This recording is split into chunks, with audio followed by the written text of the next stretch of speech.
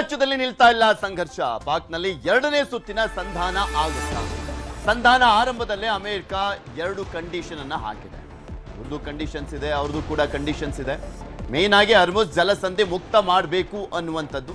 ಅದನ್ನು ಮುಕ್ತ ಮಾಡಿದ್ರು, ಆದರೆ ಲೆಬನಾನ್ ಮೇಲೆ ದಾಳಿಯನ್ನ ಮಾಡಿದಂಥ ಹಿನ್ನೆಲೆಯಲ್ಲಿ ಅದಕ್ಕೆ ಮತ್ತೆ ಬಂದ್ ಅನ್ನ ಮಾಡಲಾಗಿತ್ತು. ಈಗ ಅಮೆರಿಕದ ಕಂಟ್ರೋಲ್ನಲ್ಲೇ ಇದೆ ಹರ್ಮುಜ್. ಇನ್ನು ಇಸ್ಲಾಮಾಬಾದ್ನಲ್ಲಿ ಆದಂತಹ ಒಂದು ಷರತ್ತುಗಳನ್ನ ಒಪ್ಪಬೇಕು ಅಂತ ಹೇಳಿದ್ದಾರೆ.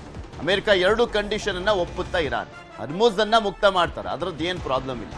ಆದರೆ ಪ್ರಮುಖವಾಗಿ ಉಳಿದಿರುವಂತ ಕಂಡೀಷನ್ಸ್ ನ್ಯೂಕ್ಲಿಯರ್ ವಿಚಾರಕ್ಕೆ ಸಂಬಂಧಪಟ್ಟಂತೆ ಆ ಒಂದು ವಿಚಾರದಲ್ಲಿ ಇರಾನ್ ಇನ್ನೂ ಕೂಡ ಅಸಮ್ಮತಿ.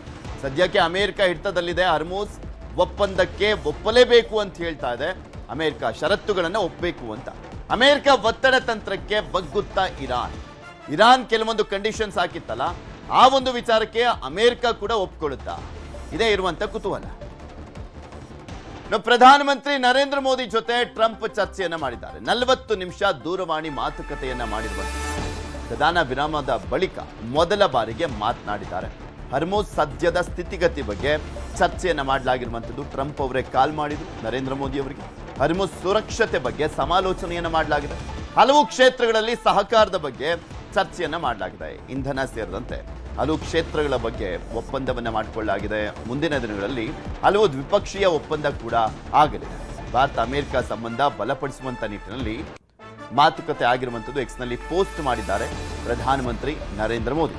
40 ನಿಮಿಷಗಳ ಕಾಲ ಚರ್ಚೆ ಆಗಿದೆ ನಮ್ಮ ಮತ್ತು ಅಮೆರಿಕ ಅಧ್ಯಕ್ಷ ಡೊನಾಲ್ಡ್ ಟ್ರಂಪ್ ನಡುವೆ ಅಂತ.